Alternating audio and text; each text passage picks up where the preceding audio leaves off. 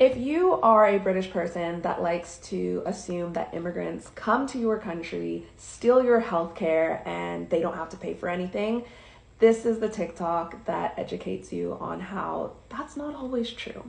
I'm a Canadian. I have lived in the UK for the last 6 years, and I have to tell you, when you have to get a visa to be here, which by the way, you do have to have a visa to live here, even though you are married. I've been married for over 4 years, and I have lived here for 6.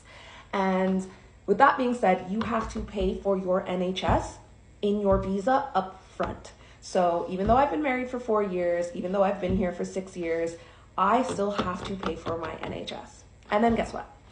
I also have to pay for the NHS and my taxes just the way that everybody else has to. So now that we've got that out of the way, before you get into the comments and say that I'm ungrateful and I'm coming here and I'm stealing your healthcare services and I have no right in critiquing it, just hear me out.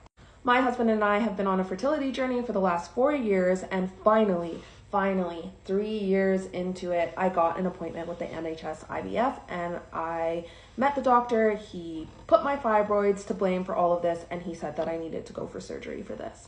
And so in the kind of run up for going for surgery, you have to go for an MRI.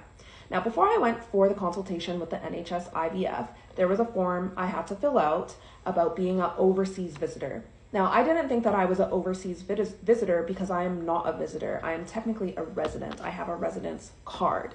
However, I did not get that right. And so when I filled out this paperwork, it basically said, if you are deemed a overseas visitor, you will not be eligible for NHS IVF, even though you pay everything up front and even though you pay for it in your taxes like everybody else. And so I didn't think that this form applied to me. And what do you think I got in the mail the day before my MRI? I got a piece of paperwork saying that because in August 2017, the law changed and immigrants are no longer eligible for access to the NHS fertility program. And I got my visa December 2017. So September, October, November, December, I missed out on being eligible for this NHS IVF. And so I've never been more grateful that I didn't sit around on my backside waiting for something to be handed out to me. I've never been more grateful that I took a proactive approach on things.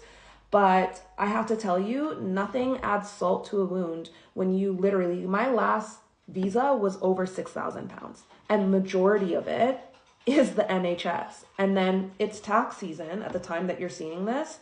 And to know that more of my money is going to a situation for the one thing, I don't really go to the doctor for anything. Like, I literally have gone to the doctor for a bladder infection and something else that you're going to see in the next coming TikToks. And that's it.